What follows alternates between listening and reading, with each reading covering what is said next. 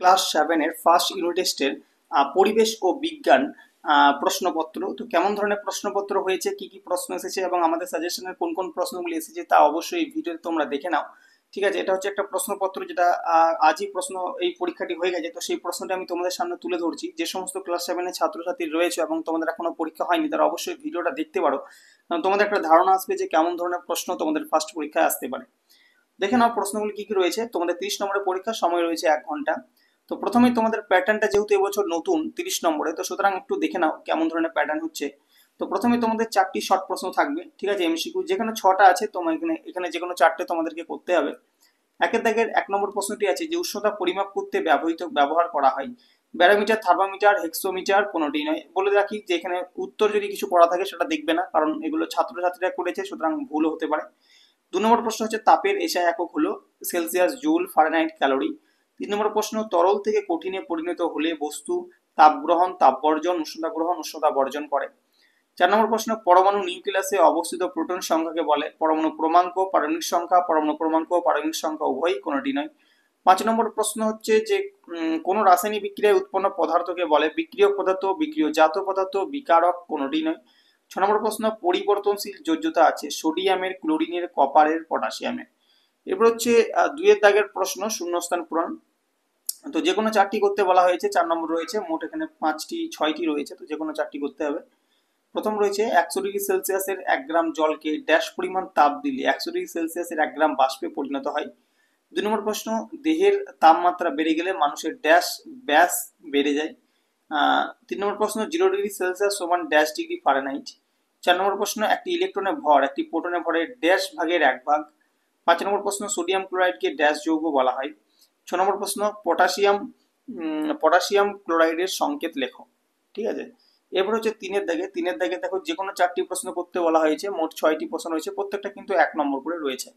তো স্ট্যান্ডার্ড প্রশ্ন হয়েছে, খুব একটা সহজ হয়েছে তা বলবো না, স্ট্যান্ডার্ড প্রশ্ন হয়েছে, ভালো হয়েছে এবং সাজেশন থেকে মোটামুটি সব প্রশ্নগুলি কমন আছে। 3-এর দাগের একটা হচ্ছে সেলসিয়াস স্কেল ও ফারেনহাইট স্কেলের মধ্যে সম্পর্কটি গাণিতিক রূপ লেখো। 2 নম্বর প্রশ্ন হচ্ছে উষ্ণতা পরিবর্তন না ঘটিয়ে অবস্থার পরিবর্তনের জন্য কোন তাপের প্রয়োজন। 3 নম্বর সত্য বা মিথ্যা লেখো। তাপ কোনো বস্তু নয়, তাপ হলো শক্তি। 4 নম্বর প্রশ্ন CaCl2 এর ক্যালসিয়ামের যোজ্যতা কত। 5 নম্বর প্রশ্ন পরমাণুর কেন্দ্রককে কি বলে। 6 নম্বর প্রশ্ন CaCO3 এটাকে যদি তাপ দেওয়া হয় তাহলে সেটা CaO প্লাস CO2 তে পরিণত হয়। তো এই বিক্রিয়াটি অ্যাকচুয়ালি কি ধরনের বিক্রিয়া, ঠিক আছে, তাপমোচী না তাপগ্রাহী সেটা লিখতে হবে। পরবর্তী পেজে তোমাদের 2 নম্বরের প্রশ্ন, যেগুলো সাজেশন থেকে সবকটা প্রশ্ন এখানে কমন, ঠিক আছে, এটা কিন্তু আমি ভৌত বিজ্ঞানের কথা বলছি, তারপর নিচে জীবন বিজ্ঞানটাও দেওয়া হয়েছে আলাদা করে। তো 4 থেকে যে কোনো 4টি প্রশ্ন করতে বলা হয়েছে, প্রত্যেকটা নম্বর থাকছে 2 করে, মোট 8 নম্বর। তো প্রথম প্রশ্ন তাপ ও উষ্ণতা দুটি পার্থক্য লেখো। 2 নম্বর প্রশ্ন বস্তু দ্বারা গৃহীত বা বর্জিত তাপ কোন কোন বিষয়ের উপর নির্ভর করে।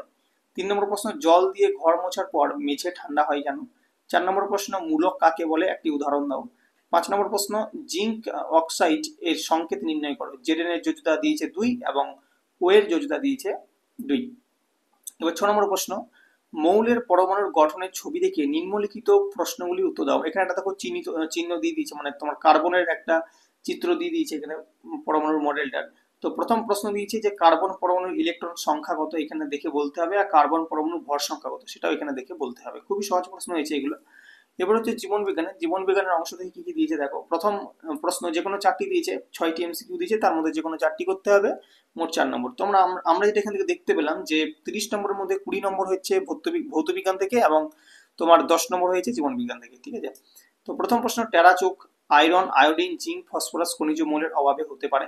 2 নম্বর মাশরুমের যে খাদ্য উপাদানটি বেশি পরিমাণে থাকে শর্করা, প্রোটিন, লিপিড নাকি ভিটামিন।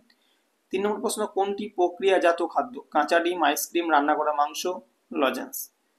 4 নম্বর প্রশ্ন গাছের খাবার তৈরি করতে কোন উপাদানটি লাগে না, oxygen, carbon die carbon die oxide আছে, এটা আলাদা করে দিয়েছে, সবুজ গাছের ক্লোরোফিল কণা, জল।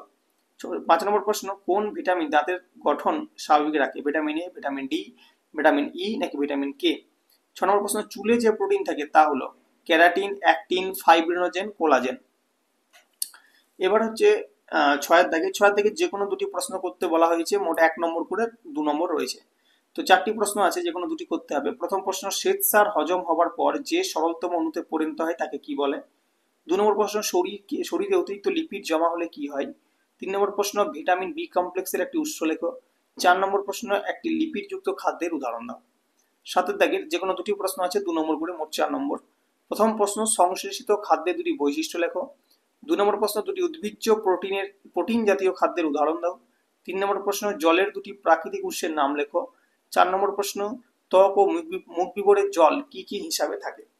ঠিক আছে, তো এই ছিল তোমাদের পরিবেশ ও বিজ্ঞানের প্রশ্নপত্র ক্লাস 7-এর। আশা করছি ভিডিওটা ভালো লাগবে। তো যে সমস্ত ছাত্রছাত্রীরা ভিডিওটি সম্পূর্ণ দেখলে তাদের কিন্তু এই প্রশ্নটি দেখে তোমরা একটা সম্পূর্ণ স্বচ্ছ ধারণা পাবে কেমন ধরনের প্রশ্নের প্যাটার্ন হচ্ছে এবং কি কি প্রশ্ন তোমাদের আসছে। তো সুতরাং সেভাবে তোমরা প্রিপারেশন নেবে। ঠিক আছে, তো যারা ভিডিওটা যাদের ভালো লেগেছে অবশ্যই লাইক করবে, এবং যে সমস্ত ছাত্রছাত্রীরা আমাদের চ্যানেলে নতুন এবং আমাদের ভিডিওটা নতুন দেখছো অবশ্যই কিন্তু চ্যানেলটিকে সাবস্ক্রাইব করে নিতে একেবারেই ভুলবে না।